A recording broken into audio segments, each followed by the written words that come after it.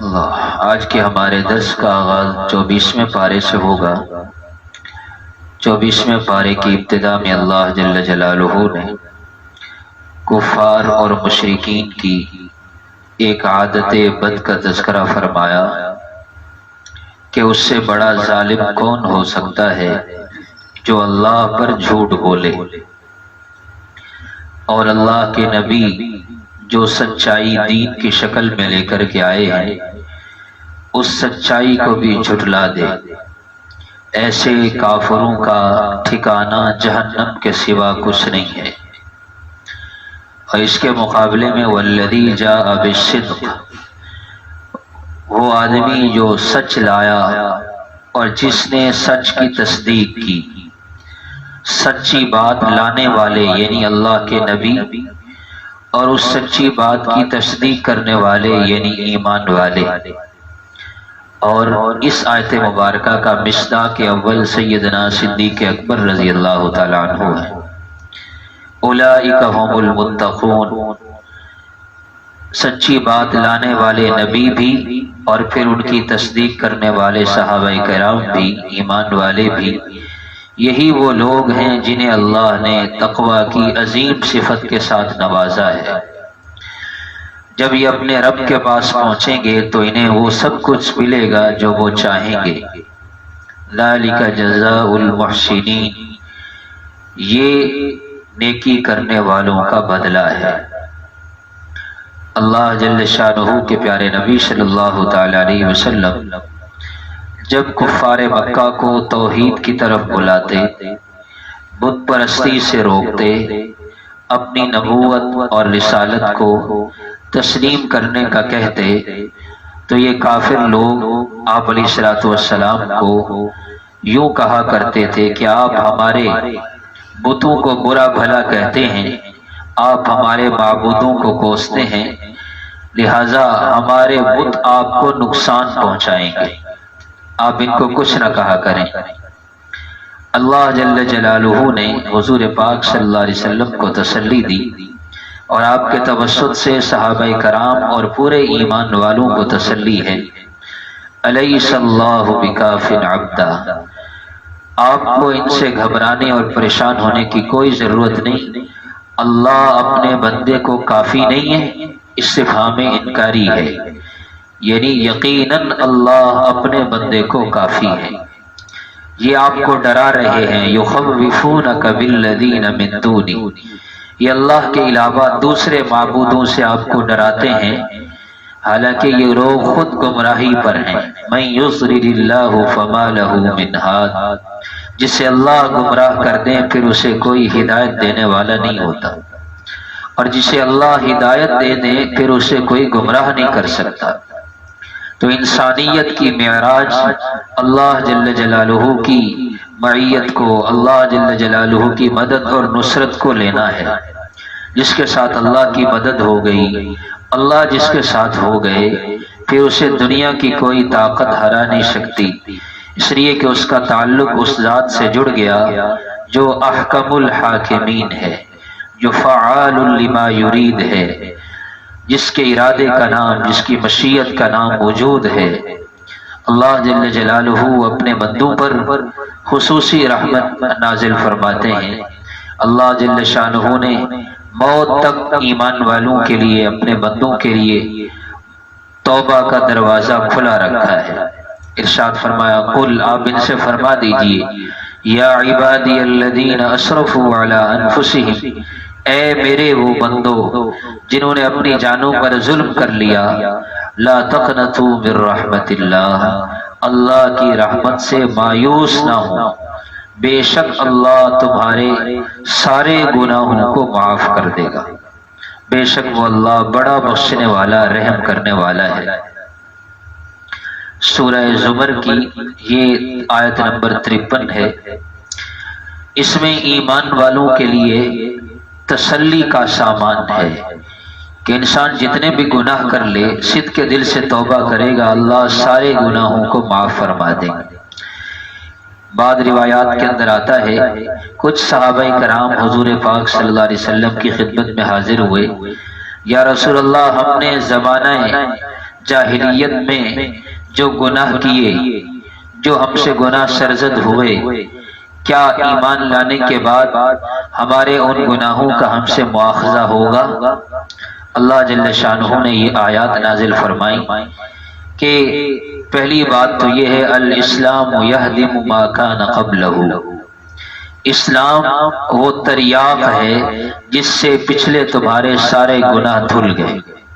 اسلام لانے سے پہلے جتنے بھی گناہ ہوئے، جب کلمہ پڑھ لیا وہ سارے گناہ معاف ہو گئے، اور اس کے ساتھ ساتھ تسلی بھی دے دی کہ بالفرض اگر وہ گناہ رہتے بھی تو تمہارے دل میں یہ جو ندامت اور پشیمانی اور فکر پیدا ہوئی ہے، اسی فکر پر ہی اللہ تمہارے گناہوں کو معاف فرما دیں گے۔ حضرت علی رضی اللہ تعالیٰ عنہ فرمایا کرتے تھے کہ قرآن کریم کے 3 لاکھ سے زائد حروف ہیں، 3 لاکھ سے زائد حروف ہیں، لیکن فرمایا جو قل یا عبادی میں جو یا ہے آخر میں اس یا پر قربان جاؤں، یہ حضرت علی کا قول ہے، میں قربان جاؤں اس یا پر، اس لیے کہ اس یا میں جو اللہ کی طرف سے محبت اور لطف کا پیغام ہے وہ مجھے کسی دوسری آیت میں نہیں ملا، کیونکہ تذکرہ ہو رہا ہے گناہگار ایمان والوں کا، یا عبادی الذین اسرفوا علی انفسہم، گناہگار بندے، باوجود گناہوں کے اللہ نے اپنے بندوں کو مخاطب فرمایا، یا عبادی، یا کا معنی ہوتا ہے میں عربی زبان میں، اے میرے بندوں۔ اللہ نے یہ نہیں فرمایا اے گناہگاروں، اے حرام کھانے والوں، اے نماز نہ پڑھنے والوں، اے نافرمانی کرنے والوں، بلکہ کیا فرمایا اے میرے وہ بندو، تم جیسے بھی ہو تو میرے، تم جیسے بھی ہو تم مجھے پسند ہو، اسرفوا علی انفسہم، اے میرے وہ بندو جنہوں نے اپنی جانوں پر ظلم کر لیا، لا تقنطوا من رحمت اللہ، اللہ کی رحمت سے مایوس مت ہو، اللہ تمہارے گناہوں کو معاف کر دے گا، یہ نہیں فرمایا بے شک اللہ تمہارے سارے گناہوں کو معاف کر دے گا۔ کتنی بڑی رحمت ہے اللہ کی، یغفر الذنوب جمیعا، ایک دو نہیں، تم توبہ کرو گے تو تمہاری اس توبہ پر اللہ تمہارے سارے گناہ معاف کر دے گا۔ انہ هو الغفور الرحیم، بے شک وہ اللہ بڑا بخشنے والا، نہایت رحم کرنے والا ہے۔ غفور مبالغے کا صیغہ ہے، کثرت مطلوب ہے، جتنے گناہ کرو گے اس کے مقابلے میں اللہ کی رحمت کو اس سے بھی وسیع پاؤ گے۔ تو اس لیے میرے محترم بھائیو، یہ رمضان المبارک کا جو مہینہ ہے یہ بخشش اور رحمت کا مہینہ ہے۔ اللہ ویسے بڑے غفور الرحیم ہے، پھر اس ماہ مبارک میں تو اللہ کی بخشش اور رحمت کی انتہا کوئی نہیں رہتی، اس لیے اس ماہ مبارک کو قیمتی بنائیں، آخری ایام ہے، جاتا رمضان ہے۔ اللہ جل شانہ تو طلب کو دیکھتے ہیں، اگلی آیت میں، اسی آیت نمبر 54 میں بتلا بھی دیا کہ گناہوں سے معافی کی صورت کیا ہوگی، فرمایا انیبوا الی ربکم، انیبوا الی ربکم، انابت اختیار کرو، رجوع کرو، دل لگا لو، اپنے جی کو اللہ کی طرف متوجہ کر لو، اپنے رب کی طرف۔ کیا خوبصورت انداز ہے قرآن کا، انیبوا، متوجہ ہو جاؤ کس کی طرف، الی ربکم، اپنے رب کی طرف، جو تمہارا رب ہے، جس نے تمہیں پیدا کیا، جس کے حکم پر تم زندہ ہو۔ اگر اللہ کا حکم نہ ہو تو یہ سانس آتا جاتا سانس بند ہو جائے، سب ختم ہو جائے، ایک دم ایک لمحے میں سب ختم ہو جائے۔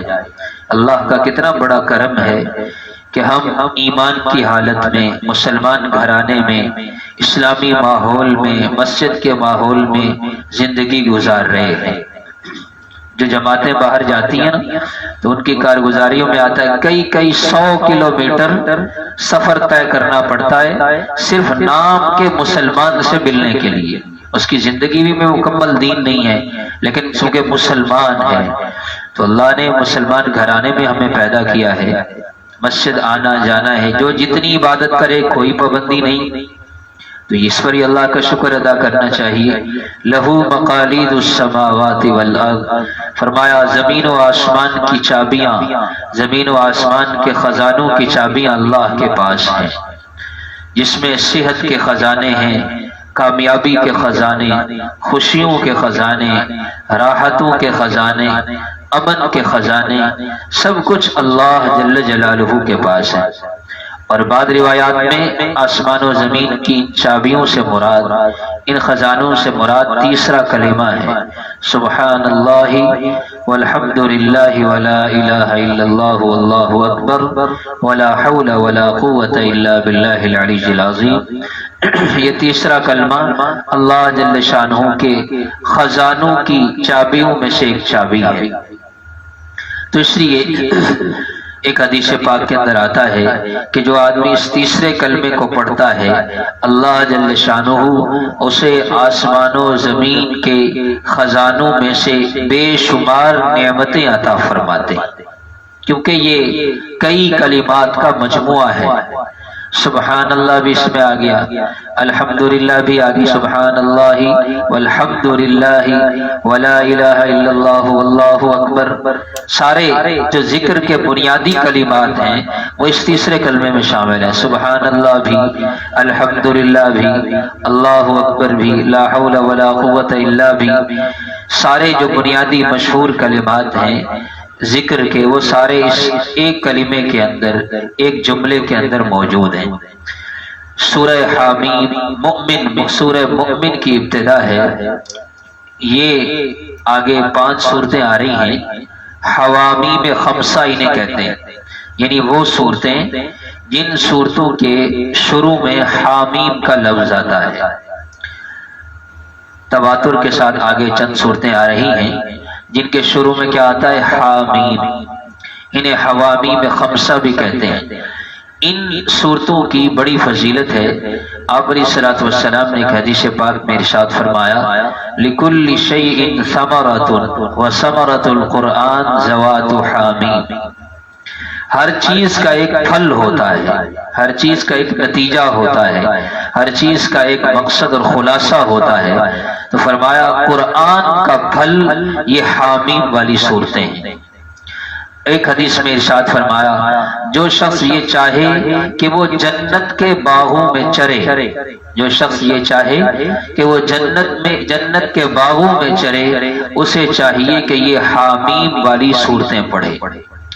جن صورتوں کے شروع میں حامیم ہے، یہ صورتیں جنت کے باغ ہیں۔ ایک حدیث پاک میں ارشاد فرمایا، الحوامیم دیباج القرآن، کہ یہ حامیم والی صورتیں یہ قرآن کریم کی زیب و زینت ہیں، قرآن کریم کا نور ہیں یہ صورتیں۔ پھر یہ جو خاص صورت سورہ مؤمن ہے، اس کی ابتدائی آیات کی بڑی فضیلت ہے۔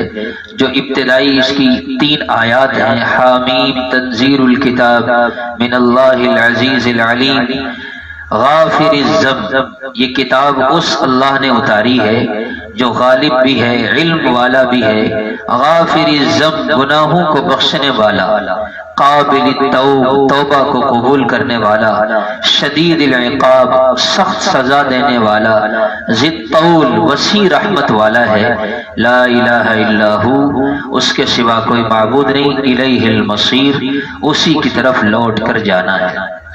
ثابت بنانی رحمت اللہ علیہ تابعی گزرے ہیں، حضرت انس رضی اللہ تعالیٰ عنہ کے شاگرد تھے۔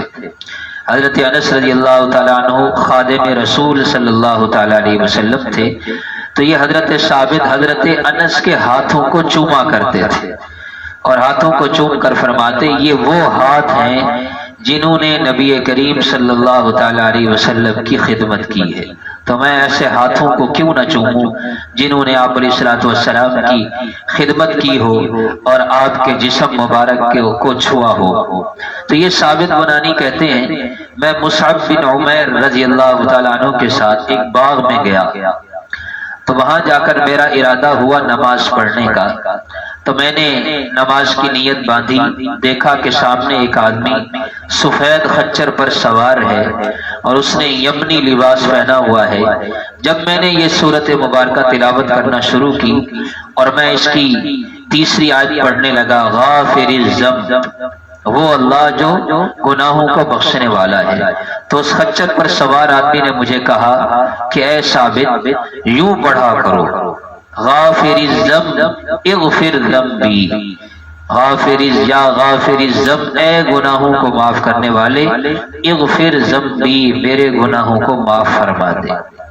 اگلی آیت، اس آیت کا اگلا حصہ قابل التوب، یوں پڑھا کرو یا قابل التوب، اے توبہ کو قبول کرنے والے، اقبل توبتی، میری توبہ کو قبول فرما۔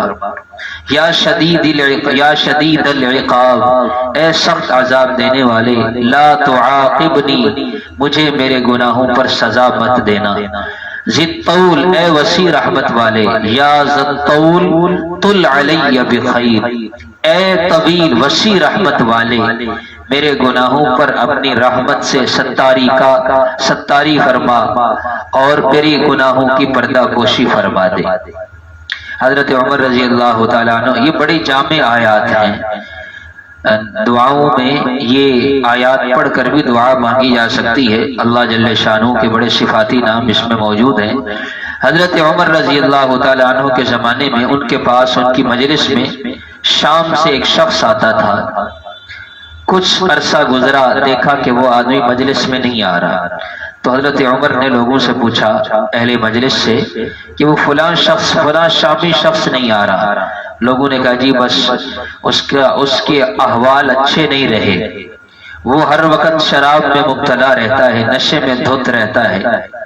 تو حضرت بڑے فکر مند ہوئے، ایک صحابی کو بلایا اور انہیں ایک کاغذ کے ٹکڑے پر یہی حامیم کی ابتدائی 3 آیات لکھ کر دی، حامیم سے لے کر الیہ المصیر، یہ جو 3 آیات میں آپ سے عرض کی ہیں، اور کہا کہ یہ 3 آیات اس کے سامنے جا کر پڑھ دینا، لیکن یاد رکھنا اس وقت نہ پڑھنا جب وہ نشے کی حالت میں ہو، جب اس کا نشہ اتر جائے تب اس کے سامنے یہ 3 آیات پڑھنا، بس پڑھ کے واپس آ جانا۔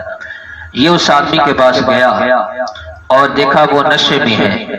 جب نشہ اترا تو اس نے حضرت عمر رضی اللہ تعالیٰ عنہ کا سلام دیا اور یہ 3 آیات پڑھی۔ بس جب وہ 3 آیتیں پڑھتا گیا تو وہ ساتھ ساتھ کہتا کہ جب اس نے کہا غافر الذنب، اللہ گناہوں کو معاف کرنے والا ہے، تو اس آدمی نے کہا اللہ میرے گناہوں کو معاف فرما دے۔ اس نے کہا وقابل التوب، اللہ توبہ بھی قبول کرتا ہے۔ اس نے کہا اے اللہ، میں اس آدمی کو گواہ بنا کے کہتا ہوں میں نے اپنے سابقہ اعمال سے توبہ کر لی۔ شدید العقاب، اللہ بڑے سخت سزا بھی دیتا ہے۔ پھر اس نے اللہ سے توبہ کی کہ اللہ مجھے عذاب سے بچا لے۔ ذی الطول، وہ اللہ بڑی وسیع رحمت والا ہے، اے اللہ اپنی رحمت سے میرے گناہوں کو معاف کر کے مجھے اپنی طرف رجوع کرنے کی توفیق دے دے۔ اور اس آدمی نے توبہ کر لی۔ حضرت عمر کو واپس پیغام پہنچا تو بڑے خوش ہوئے۔ اس موقع پر ایک جملہ فرمایا انا احمد اللہ الیک الذی لا الہ الا ہو لا تکونوا اعوانا للشیاطین علیہ۔ فرمایا میں اس اللہ کی تعریف کرتا ہوں جس کے سوا کوئی معبود نہیں۔ پھر لوگوں سے مخاطب ہو کر فرمایا کہ گناہگار ایمان والوں کے حق میں تم کبھی شیاطین کے مددگار نہ بنا کرو۔ کیا مطلب اس جملے کا؟ مطلب یہ کہ اگر کسی گناہگار کو سمجھانا ہو تو اس کو تانا مت دیا کرو گناہ کا۔ تانے کے ساتھ کسی کو او بے نمازی تو نماز پڑھ، کون سمجھے گا؟ فرمایا تانا دیے بغیر دل میں خیر خواہی کا جذبہ رکھتے ہوئے اس کے سامنے اللہ کی رحمت کا تذکرہ کرو کہ تیرے گناہ تو بھائی بہت تھوڑے ہیں، اللہ کی رحمت بڑی وسیع ہے۔ یعنی یوں سمجھ لیجئے فضائل سنایا کرو، فضائل سے پھر انسان جلدی عمل پر آ جاتا ہے۔ تو اس لیے اللہ جل شانہ کی رحمت بڑی وسیع ہے۔ ہم جتنے بھی گناہ کرنے، فرمایا لو بلغ ذنوبک عنان السماء، اے ابن آدم اگر تیرے گناہ آسمان و زمین کے خلا کو پر کر کے آسمانوں تک بھی پہنچ جائیں، اور تو مجھ سے توبہ کرے غفرتک ولا ابالی، میں تیرے سارے گناہوں کو معاف کر دوں گا، مجھے پرواہ ہی نہیں ہوگی، مجھے پرواہ ہی نہیں ہوگی۔ حاملین عرش فرشتے اللہ کے بڑے مقرب فرشتے ہیں، الذین یحملون العرش، وہ فرشتے جو عرش کو اٹھائے ہوئے ہیں، 4 فرشتے ہیں۔ فرمایا آپ علیہ الصلوۃ والسلام نے وہ فرشتے اتنے بڑے ہیں کہ ایک فرشتہ ایسا ہے اس کے کان اور اس کے کندھے کے درمیان کا جو فاصلہ ہے 700 عام، 700 سال کا فاصلہ ہے۔ 4 فرشتے ہیں جنہوں نے اللہ کے عرش کو تھاما ہوا ہے، اور کل قیامت کے دن چونکہ اللہ جل شانہ جلال میں ہوں گے تو اللہ کے عرش کو اٹھانے والے فرشتے جو 4 ہیں یہ پھر 8 ہو جائیں گے، یعنی 4 اور کا اضافہ ہو جائے گا۔ وَيَحْمِلُ عَرْشَهُ، کہ اللہ کے عرش کو اٹھائیں گے۔ الَّذِينَ يَحْمِلُونَ الْعَرْشَ، ان فرشتوں کا کام کیا ہے؟ ان فرشتوں کا کام ایک تو اللہ کی تسبیح کرنا ہے، وَيُؤْمِنُونَ بِهِ، پھر اللہ کو مانتے بھی ہیں، وَيَسْتَغْفِرُونَ لِلَّذِينَ آمَنُوا، یہ فرشتے اہل ایمان کے لیے اللہ سے بخشش کی دعا کرتے ہیں، اے اللہ جو ایمان لائے ہیں ان لوگوں کی بخشش فرما دے۔ اے ہمارے رب تیری رحمت تو بڑی وسیع ہے، فاغفر للذین تابوا، ان ایمان والوں میں سے جو توبہ کر رہے ہیں اے اللہ ان کی توبہ قبول کر کے ان کو معاف فرما، واتبعوا سبیلک، جو سیدھے راستے پر چل رہے ہیں انہیں سیدھے راستے پر چلاتے رہیے، وقہم عذاب الجحیم، انہیں جہنم کے عذاب سے بچا لیں۔ پھر اتنا ہی نہیں، اے ہمارے رب ان ایمان والوں کو ہمیشہ کی جنت میں داخل کر دیں، ان کو بھی ومن صلح من آبائہم، ان کے آباء و اجداد میں سے، وازواجہم، ان کی بیویوں میں سے، وذریاتہم، ان کی اولاد میں سے جو نیک ہیں انہیں بھی ان کے ساتھ جنت میں داخل فرما دیں۔ ایمان والوں کی کیا شان ہے! ایمان کی قدر تب ہوگی جب آخرت میں جائیں گے۔ قدر جوہر جوہری دانت، ہیرے کی قدر ہیرے والا ہی پہچانتا ہے۔ یہاں یہ دنیا جو ہے، اس دنیا میں چونکہ ایمان کا اصل مقصد، اصل فائدہ وہ ہمیں نظر نہیں آ رہا کہ یہ ایمان کتنی بڑی نعمت ہے اللہ جل شانہ کی۔ کروڑوں انسان، اربوں انسان ہیں، یہ تو اللہ کا فضل ہے، اللہ نے ہمیں مسلمان بنا دیا، مسلمان بنا، ہم سے بڑے عقل مند، سیرت کے اعتبار، صورت کے اعتبار سے خوبصورت، عقل کے اعتبار سے زیادہ عقل مند، لیکن ایمان نہیں ہے تو وہ عقل کس کام کا؟ جس عقل سے ایمان کو، اللہ کو نہ سمجھا، اللہ کے نبی کی نبوت اور رسالت سمجھ نہ آئی، تو اس سے بڑا نادان کوئی نہیں ہے۔ کل قیامت کے دن اللہ کی بارگاہ میں پیشی ہوگی، میدان محشر کی کچھ جھلکیاں ہیں۔ لمن الملک اليوم، اللہ پوچھیں گے جب سب پر موت طاری ہوگی آج کس کی بادشاہت ہے؟ للہ الواحد القہار، اکیلے، اور اللہ جل شانہ اس وقت جلال میں ہوں گے تو کس کی بادشاہت ہے؟ سب خاموش ہوں گے، حکم ہوگا سن لو پھر، اليوم تجزا کل نفس بما کسبت، دنیا میں جو عمل کیے تھے ہر عمل کا بدلہ دیا جائے گا۔ لا ظلم اليوم، آج ظلم نہیں ہوگا، آج ظلم نہیں ہوگا۔ فرمایا انذرہم یوم الآزفہ، انہیں ڈرائیں اس قیامت کے دن سے، اذ القلوب لدى الحناجر کاظمین، یوں لگے گا دل ایسے خوف سے ایسے اچھل رہا ہوگا، ایسے لگے گا کہ دل وہ گلے کے ذریعے منہ سے باہر نکل پڑے گا۔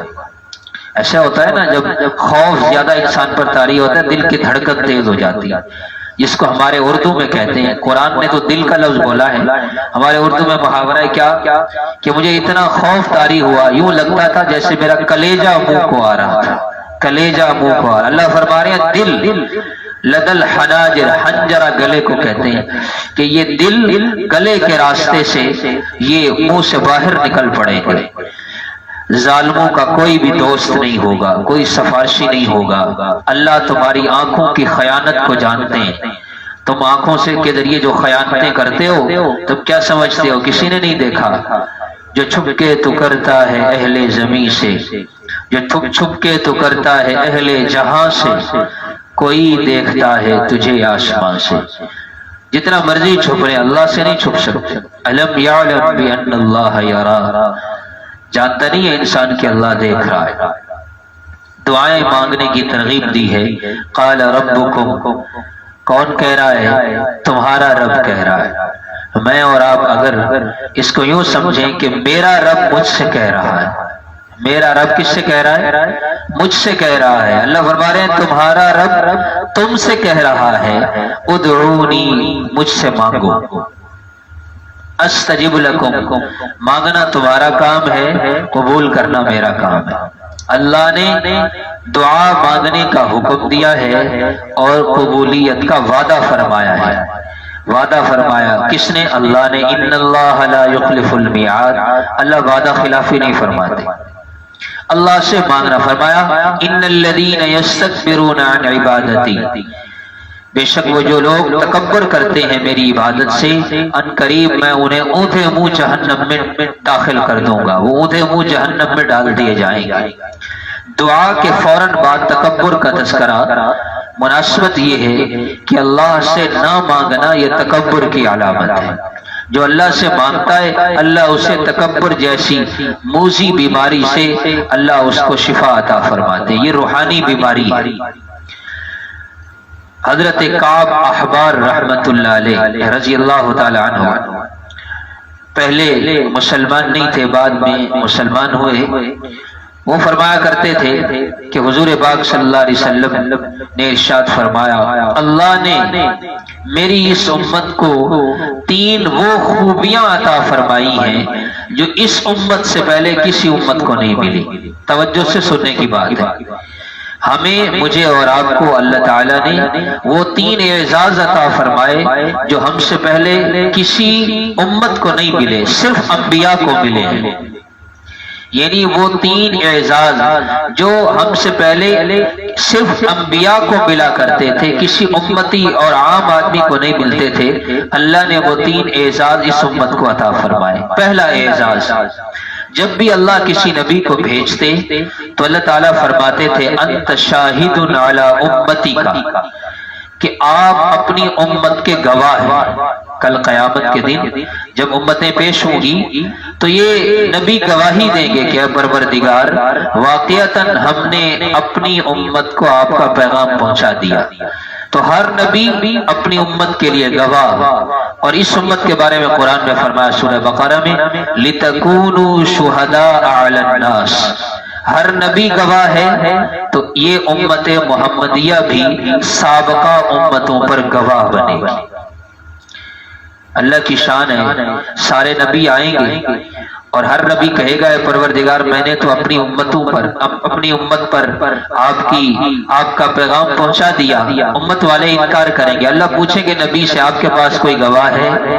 ہمیں یہ اعزاز حاصل ہے، ہم اس نبی کے حق میں ان کی امت کے خلاف گواہ بنیں گے کہ یہ نبی ٹھیک کہہ رہا ہے اور امت والے یہ لوگ غلط کہہ رہے ہیں، یہ نبی ٹھیک ہے۔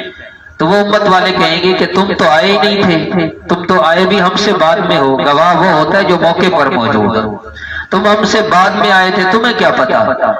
ہم کہیں گے کہ ہمیں ہمارے سچے نبی کی سچی زبان سے خبر پہنچی تھی۔ چڑھتے سورج کو جھٹلایا جا سکتا ہے لیکن نبی کریم صلی اللہ علیہ وسلم کی بات کو نہیں جھٹلایا جا سکتا۔ تو ہر نبی بھی شاہد، یہ امت بھی پچھلی امتوں پر شاہد بنے گی۔ دوسرا اعزاز، اللہ نے ہر نبی سے فرمایا لیس علیک فی الدین من حرج، دین میں آپ پر کوئی حرج، کوئی سختی نہیں ہے، کوئی جبر نہیں ہے۔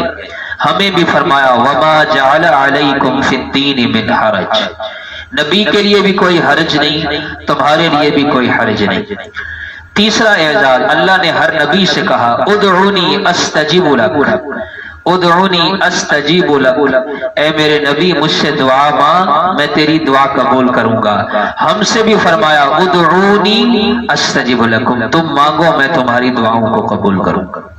تو یہ دعاؤں کی قبولیت کا جو وعدہ ہے یہ صرف انبیاء سے ہوا اور انبیاء کے بعد صرف اس امت محمدیہ سے ہوا۔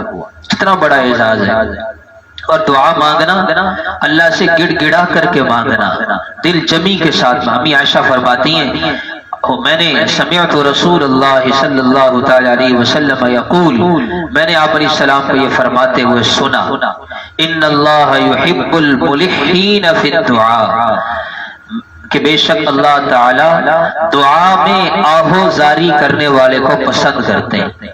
جو جتنا گریہ جاری کرے گا، آہو زاری کرے گا، گڑ گڑائے گا، عاجزی ظاہر کرے گا، وہ اتنا ہی اللہ کو پسند ہے۔ حضرت عروہ بن زبیر رضی اللہ تعالی عنہ، حضرت اسماء بنت ابی بکر رضی اللہ تعالی عنہ ان کے بیٹے ہیں، حضرت عروہ بن زبیر رضی اللہ تعالی عنہ عبداللہ بن زبیر رضی اللہ تعالی عنہ کے بھائی ہیں۔ وہ فرماتے ہیں انی اسأل اللہ حوائجی فی صلاتی، ذرا بات کو توجہ سے سنیں۔ وہ فرمایا، کیا فرماتے ہیں صحابی رسول، میں اپنی نماز کے ذریعے اللہ سے اپنی ہر حاجت مانگ لیتا ہوں، ہر ضرورت میں کس سے مانگتا ہوں؟ اللہ سے۔ کس طریقے سے مانگتا ہوں؟ میں نماز پڑھتا ہوں، نماز پڑھ کر اللہ سے مانگتا ہوں، اللہ میری ضرورت پوری کر لیتے ہیں۔ اگلا جو جملہ ہے جس کے لیے میں نے یہ آپ کے سامنے فرمایا، وَأَسْأَلُهُ الْبِلْحَ لِأَهْلِي، اسألوہ البلح لأہلی، حتیٰ کہ میں اپنے گھر والوں کے لیے نمک بھی اللہ سے مانگتا ہوں۔ مجھے نمک کی ضرورت پڑے تو میں اسباب بعد میں اختیار کرتا ہوں، پہلے میں کس سے مانگتا ہوں؟ اللہ سے مانگتا ہوں۔ صحابہ کرام کوئی عام شخصیات نہیں تھے۔ صحابہ کرام آپ اندازہ کریں، صحابہ کرام یہ کس کی تربیت تھی؟ نبی کریم صلی اللہ علیہ وسلم کی۔ آپ نے ایک حدیث میں فرمایا، جوتے کا تسمہ ٹوٹ جائے کس سے مانگو؟ اللہ سے مانگو۔ اور صحابی کی تربیت کیا ہے؟ فرمایا، مجھے گھر میں نمک کی ضرورت ہو تو میں کس سے مانگتا ہوں؟ اللہ سے مانگتا ہوں، اللہ پوری کرتے ہیں۔ ایک حدیث پاک میں در منصور کی روایت ہے کہ اللہ جل شانہ نے حضرت موسیٰ علیہ السلام سے فرمایا، یا موسیٰ قل للناس، اے میرے کلیم اللہ موسیٰ ان لوگوں سے کہہ دو، لا تستعجلونی فی الدعاء اذا دعونی، کہ جب مجھ سے دعا مانگو تو دعا میں جلدی نہ کیا کرو۔